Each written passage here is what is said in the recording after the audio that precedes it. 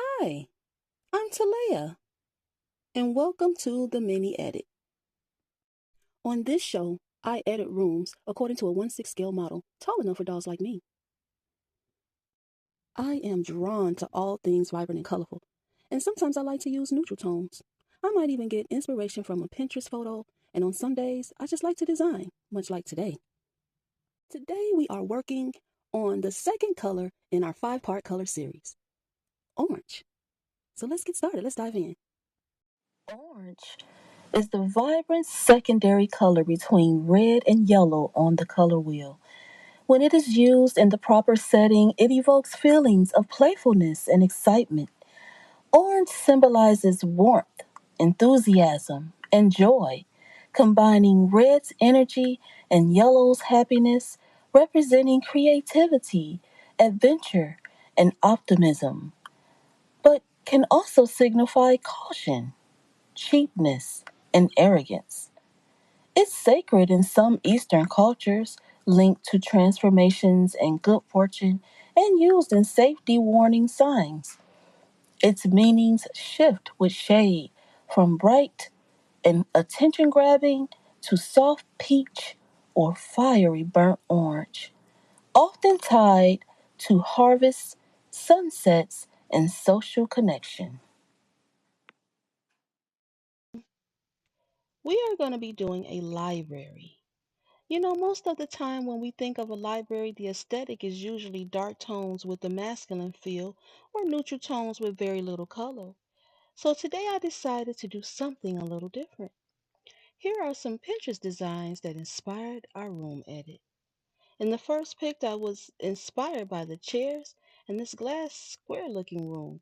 I kind of want to find a way to incorporate that. And the other design I chose had these lamps on both sides of the couch, along with a pop of color, which is orange, on the wall. So let's get started on our room edit. I bumped out the wall to create some dimension within the space and covered the floor and wall with contact paper. Here's a table that I previously made for the space. And in front of that wall, I will be creating a seating area like the one in our inspiration photo. Okay, so now I'm going to start building the chairs for our seating area. The first thing you're going to need is a clear water cup from the Dollar Tree and some foam. And we're going to take the foam and we're going to glue the foam to the cup to make our shape.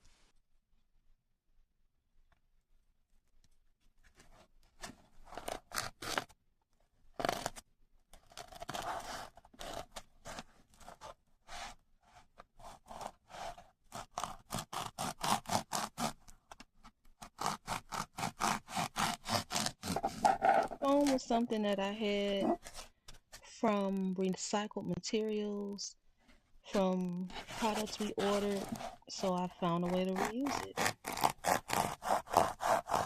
So it wasn't cut at enough of an angle, so I went back in to do another cut. Now I have all of my pieces done and I'm going to get ready to glue them to the sides of this cup. Now I recommend that you sand this down, make the surface rough before you begin to apply this because I had difficulty getting the pieces to stay stuck to the cup. Just a few of the pieces, but for the most part the tacky glue worked very well.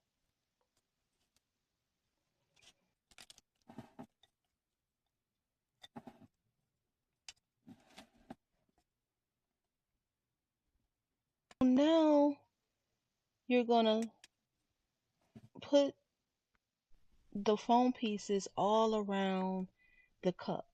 You're gonna glue them evenly, and now we're gonna begin to work on our base now that we have all of our pieces glued to the sides. So I just took a piece of foam board, I cut it out in a circle. It's very important to cut it out evenly to the edge all the way to the foam because to you don't want to have a edge or a lip on that part of it.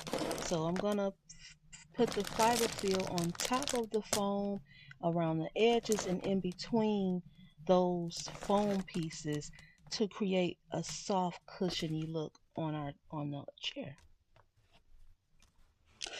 Okay, mini editor. So on this part, I ended up jumping the gun. I ended up covering it with the fabric first before I put the fiber fill in there. I did put the top on there, but make sure you put the fiber fill in before you put the fabric on.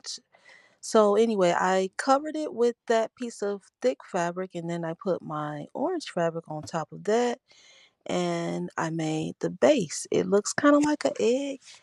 You know, this is mini edit. It's not going to look just like the photo. That's why we're editing.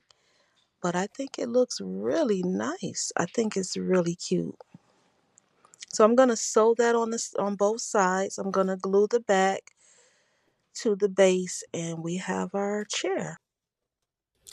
So, because one chair is not enough, I made another chair, and the second chair turned out even better than the first. All right, let's add our couple of things in the space. I made this tree to go behind the chair to kind of help frame out the area, and I needed to fix the lamp, so I'm putting it back. And now we're going to move over to the other side of the room. I've made a shelf to go on the back wall because what's a library without a shelf? Okay, so that is our bookshelf. And now I think I'm going to go ahead and start working on the door. So here's the door that I have prepared for the space. I have some trim that I'm going to put around the door. To help make the door look a little bit more realistic, I left a little bit of a gap in between the trim, and I'm going to fill in the parts that are missing. I also left a gap at the bottom to make it look like it's a real working door. I had some extra pieces of foam board already cut. I trimmed it to the length of the board and added some gold paper and a little gold strip to help elevate the look of the door. And I added a door knob. I had to make the door knob. And that's our door. So as you can see here at the bottom, I'm showing you how I left a little space to make it look like it's a real door, but it's really not. So now it's time to move into that area of the room where we saw all that glass. And as I was looking at the inspiration photo, it looked like it was a boutique. So to counteract that or edit it, I decided to make an outdoor living space that the Barbs can sit in while they read their books. And here I'm pulling the protective paper off of the glass. I glued a piece of grass and I'm going to fill it in and let's check out the reveal of our room.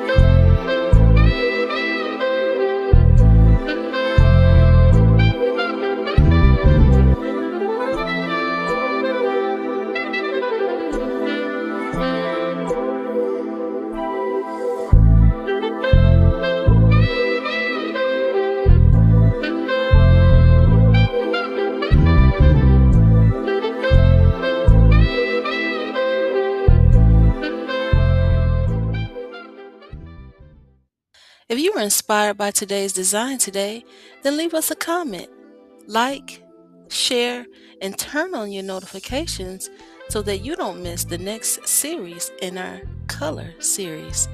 Oh, and don't forget, each series will have selected items available in the Mini Edit store. Check out our description. Links in the bio. See you next time, Mini Editors!